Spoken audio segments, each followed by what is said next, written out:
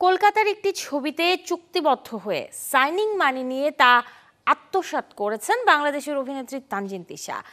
এমন অভিযোগ করেছেন পশ্চিমবঙ্গের তরুণ প্রযোজক শরীফ খান।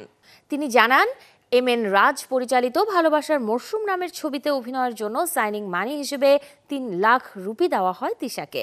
যেহেতু ভারতে শুটিং হবে, তাই ভিসা জটিলতা প্রযোজনা সংস্থায় মোকাবেলা করেছে।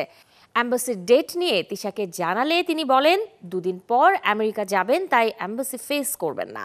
আমেরিকা থেকে ফিরে শাকিব খানের সাথে সোলজার সিনেমায় চুক্তিবদ্ধ হয়ে কলকাতার ছবিটি 2-3 মাস পেছাতে প্রযোজক শরীফ খানকে বলেন তিশা।